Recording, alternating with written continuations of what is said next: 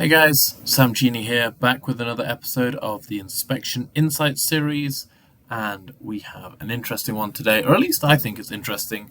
Some of you may already know this, but we are covering tolerances, and specifically we're covering some tips and tricks on if you've set the tolerances up maybe a little bit incorrectly, or you hadn't thought about tolerances when you did your dimensions. We'll be talking about how to organize dimensions and adding tolerances, both at the beginning of an inspection report and after one's already created, and you need to go in and adjust some values. So yeah, let's continue on. So this is what a typical inspection workflow looks like, and any of you who are regular viewers of this series will know that I show this every time. Now everything starts with CAD and scan data. These are our inputs. The CAD data, or reference data as I usually call it, is the gold standard. It is what we're comparing everything to. And the scan data, or measured data, is exactly that. It's what we're measuring. So it is the physical part that we need to check to see if it is correct or not. We then align it and do our inspection report. Now this can be comprised of 3D and 2D comparisons, taking measurements, assigning tolerances, organizing views into different groups, dimensions into different groups for views, and ultimately creating an inspection report, checking that the part is good, and then sharing it with your colleagues. And you can repeat and replace the measured data as many times as you want. We've already covered in previous episodes that you can also, if you have lots of this replace and repeat, you can do this automatically with batch processors, Scan Process Designer, or the visual or textual scripting that we also have available. Now, the tolerances, the area that we're focusing the video on today, is right here, right in the inspection section of the workflow. Really, it's more down in the middle or at the bottom where it's covering the measurement, but you get the idea. We're really focusing on this segment of the workflow. Another slide I show every week is the breakdown of the different versions and tools in Control X. So if you don't know, we have 3 different plans that you can choose from: Essentials, Essentials Connect, and Professional. Now you can see with this bulleted list, what's included and what's not. I'm not going to spend too terribly long onto it today, simply because if you want a more detailed breakdown, feel free to go back and watch a different video where I've talked about it at length. But essentially, high level, Essentials is the bare bones. It does get you up and running for an inspection, but you cannot scan directly into the software or import native tools, and some of the more advanced tools are not there as well. Essentials Connect is very similar to Essentials, but you can see you also do get those direct scanner plugins, so it is great for those who need to connect their scanner to the software.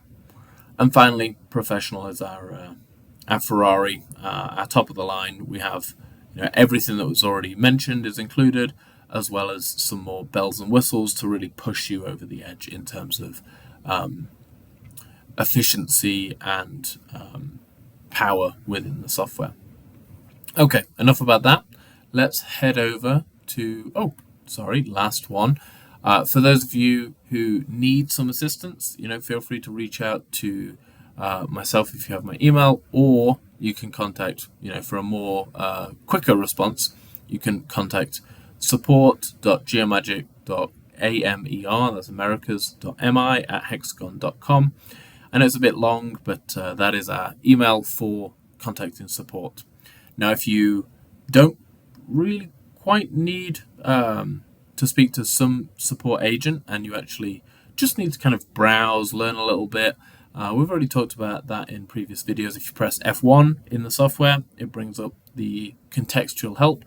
But if you want to look at some videos or read some articles, or maybe do a bit of troubleshooting yourself before you reach out, feel free to take a gander over to the support website, where we have lots of videos, articles, a whole knowledge base for each product.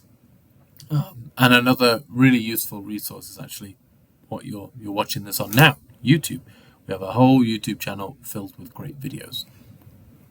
Okay, time for Control X. So we are now in everyone's favorite inspection package. And you can see here we have a model that we have inspected. We've even gone to the length of making the dimensions all pretty. I'll cover that at the end of this video. But you can see everything is red. Now, that means everything's out of tolerance. But everything's always going to be red if we look at our tolerance, plus or minus 0. Pretty hard to maintain that level of accuracy. So we need to add some tolerances.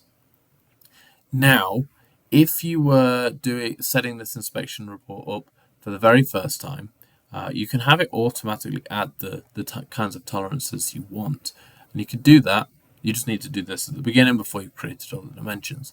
File, metrology down here. So File, metrology. This brings up the metrology menu, or metrology standards, and you can see we have a few different tabs. Now, the one that we're focusing on is, of course, tolerance. Now, you can set a tolerance table yourself if you want to use like the standard for ANSI or ISO, or create your own. You can manage these here as well. I'm using this temporary one, and you can see we have anything between 0 and 3. What are our units? 3 millimeters. The tolerance is going to be plus or minus 0.05. Same with 3 to 6. Now, once you get from 6 to 30, the tolerance goes up, and as you go further, you can set the tolerance. And this is just for linear dimensions, I should specify. If we wanted to set the tolerances for our angulars, come over to angular. Straightness, flatness, perpendicular symmetry, and run out are all covered as well. So you can come in and adjust them and then save your template if you'd like, or you can use a default template. Now, once you've got that, if you hit OK, now if I go to my dimensions tab, grab my smart dimension, and I start adding some dimensions, maybe I'd like to do just some overalls, right? We'll do from here to here. You can see, oh, well, no wonder we can't see it, because we need to turn what dimension we're editing. So we're going to be in group 2.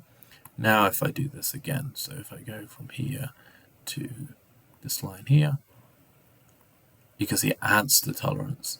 And it'll add the tolerance for any dimension that we want. So if we want to take an angle, you can see here it's going to add the tolerance to us automatically. So this is going to be the quickest and easiest way, is to have the tolerance table set up, and then when you open the software for the first time that day, just come to metrology, open this menu, and that's all you need to do.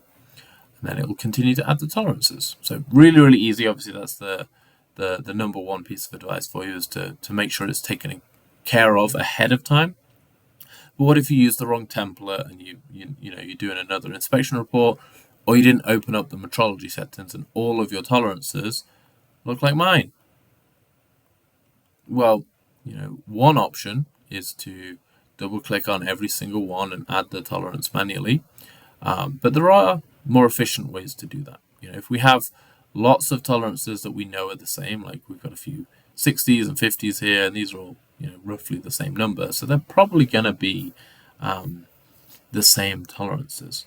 So what I'm going to do is just expand my group 1, and then I can select the dimensions I'd like.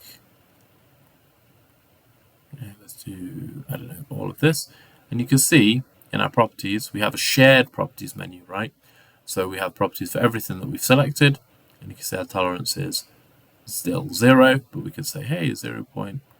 You can see there we've changed all the ones that we've selected to 0.2. Now, that doesn't mean that, if we change the tolerance, this part's suddenly going to be good. You can see if we double click on this one, if we click on this one, see the properties. Our measure value is 219.8. and our reference value is 220. So just falls out of tolerance, and you can see our deviation is displayed here as well. So we can go around and do all of that. Another thing we could do is just straight from the menu. Maybe if they all had the same, we can select all these linear dimensions, add a tolerance, and do the rest. Now, if we wanted to, you can see I've selected here radial, angular, and linear. We can add the tolerance here. I wouldn't recommend adding the same tolerance to a radial or angular dimension as to a linear, but hey, just showing you a few ways to efficiently do this. But you can see now we've kind of moved some of these dimensions. They still look pretty good, but maybe let's really make a mess of it, just to show you this next tool. So we can, now that we've made a mess, another thing we can do is in our, I believe it's Home, Quick Start, Tools. There we go. In our Tools tab, we can organize dimensions. So we can click Organize Dimensions, and then it's going to ask us what dimensions we want organized. So same thing again, I just select everything, and you can see there it's organized it. And if we wanted the spacing to be a bit tighter, we'd move this slider down. If we wanted it further apart, we'd move it over to max. Now, the middle's probably right that sweet spot that I'm hoping for, and then just come in, and if it gives us a result that we're not happy with, come in and just quickly change a few of them. But oops, no, I like that there. And then we've got to move this one over here. There we go. So yeah, now we've got this. It looks lovely. We can come to our group 1, click on it, hit reapply. So you can see we've now changed the screenshot. I can zoom in just a touch. There we go. Lovely. So I'm happy with that. So that's how we edit dimensions. We can change the position of them using the annotation tab and tools. And then in dimension, again, best tip for you is to come to metrology and set it up already. But if you don't have that, you can control and select multiple dimensions, and then you can adjust the tolerance in the properties rather than having to double click and add the tolerance for each one here. So yeah, little quick tip, fairly short video today. Hopefully you've learned a little bit, and if you already knew this, well, you're well on your way to getting dangerous in Control X. So yeah, I'll see you guys on the next one, and I hope you enjoyed it. Let me know down below if you have any feedback, questions, comments, concern, and don't be a stranger to reaching out to both myself and the support team if you need any assistance. Thanks guys, see you on the next one. Goodbye.